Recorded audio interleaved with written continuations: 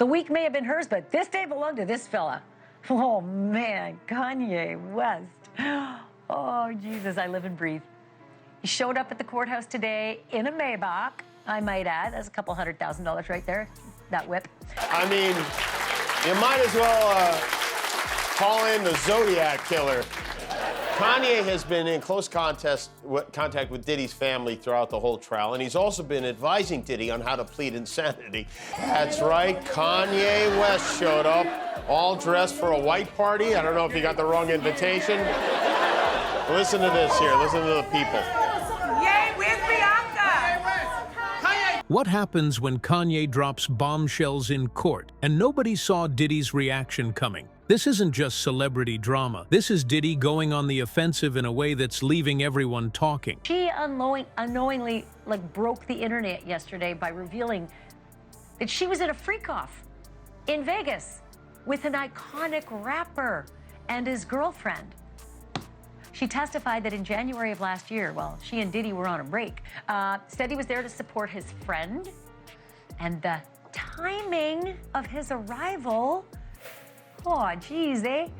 While Jane has been mostly testifying about drug-fueled freak-offs with Diddy and an array of male prostitutes, she flew there on a private jet with a, quote, hip-hop icon and his girlfriend. In Vegas, she said she walked in on one of the escorts that she and Diddy used to have in their freak-offs, and that said escort was now having sex with another woman in a hotel room. But here's the real question. Is Diddy fixing anything or just making things way worse? Before we move on, I'd like to ask you a small favor. If you appreciate this content, please take a second to like this video and subscribe to the channel. Over 98% of you watch the videos without subscribing. It costs you nothing, but it makes a huge difference to us. So, did you click the subscribe button? Great. Thank you so much. Now, back to the video. Prosecutors said that when Diddy's home was searched, they found 200 bottles of baby oil and 900 bottles of Astroglide. 900! Kanye has been in close contact with Diddy's family throughout the whole trial, and he's also been advising Diddy on how to plead insanity.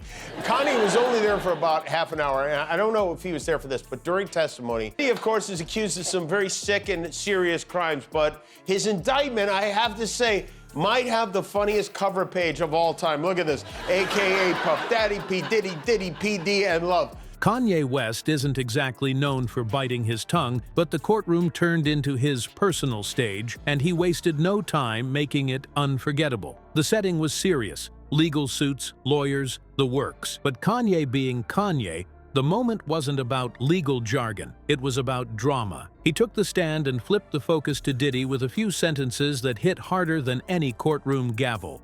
This wasn't your average celebrity squabble. It was a live mic moment that dropped jaws harder than Kanye dropping surprise albums. So what exactly did Kanye say? Well, it was less subtle accusation and more mic drop bombshell. Judge said no, because that would open Jane, this witness, this pseudonym Jane, it would open her to potential harassment from that giant rapper's fan base. So yeah, we're all left doing the math. Diddy's lawyers tried everything they could to get that rapper's name released publicly right then and there in court, but the judge wasn't having it. Yeah, you can imagine. Maybe it is completely unrelated. I don't know. But Kanye West, who's now gone from wearing all black to all white, took his place in the overflow room. He claimed that Diddy, the man who practically invented the art of keeping a pristine public image, was involved in backroom deals so shady they could rival a spy thriller. Kanye didn't pull punches. He painted Diddy as someone playing both sides of the fence, supposedly cozying up to powerful figures while presenting this untouchable mogul facade to the public. For a man like Diddy, whose brand is all about cool sophistication, this wasn't just mudslinging. This was cracking the whole statue.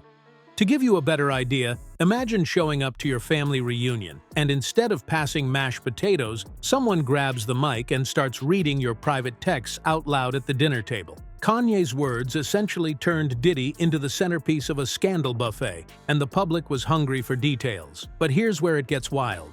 Those words might not have even been directly related to the case itself. Legal experts have been scratching their heads, wondering if Kanye simply saw an opportunity to cause maximum chaos and took it. If so, mission accomplished. Now, Diddy's a veteran in the world of celebrity narratives, always controlling the spin. But these accusations, they weren't something he could brush off with a polished Instagram post or a smooth interview. Kanye's statements detonated right in the middle of Diddy's curated reputation, sending shockwaves through social media and news outlets alike. So, how does Diddy follow up on these courtroom theatrics? His reaction isn't just dramatic, it's downright combustible. Stay tuned because it's about to get even messier.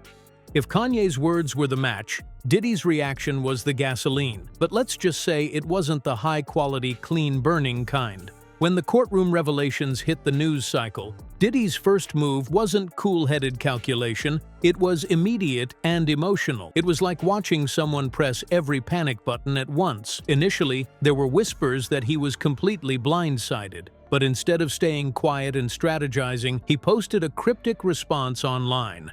A vague Instagram story, laden with motivational quotes, wasn't exactly the power play people expected. It felt more like he was throwing motivational posters at a growing fire. And then came the public statements. Diddy didn't hold back. He denied everything, dismissed Kanye's claims as nonsense, and went into full damage control. But instead of shutting down the conversation, his reaction brought new energy to it. Social media lit up with people dissecting every word he said. Some called him defensive, others questioned his motives, and more than a few decided that maybe Kanye wasn't as far off the mark as Diddy hoped they'd believe. The whole thing started to look less like a denial and more like an accidental confirmation. The problem wasn't just that Diddy spoke up, it was how he did it. Imagine trying to use duct tape to keep water from spilling out of a sinking boat. That's exactly what this felt like. Instead of plugging the leaks, it exposed new cracks. Fans and critics alike pointed out inconsistencies. Tabloids found decades-old anecdotes to string together their own theories. What started as Kanye's allegation suddenly became a snowball, and now people weren't just talking about the courtroom. They were questioning Diddy's whole carefully crafted brand. On top of that, Diddy trended for all the wrong reasons. Memes calling him out flooded Twitter. Even the most loyal fans couldn't ignore how awkward and unconvincing his response was. He tried to take control of the narrative, but instead, it was like he handed Kanye a bigger microphone. So with all of this chaos, you have to wonder, did Diddy really think this was the right move? Let's wrap it up. Diddy's reaction to Kanye's courtroom claims might have been his way of defending his image, but it ended up making more noise than clarity. The irony here? In trying to silence the buzz, he gave Kanye's words new life. Sometimes the sharpest rebuttal isn't a loud one, it's no rebuttal at all. Now, here's the big question for you. Do you think Diddy's response helped his reputation? Or did it pour more gas on the fire Kanye started? Celebrity drama may be entertaining, but moments like these prove something important. Every move counts, and sometimes silence screams louder than words.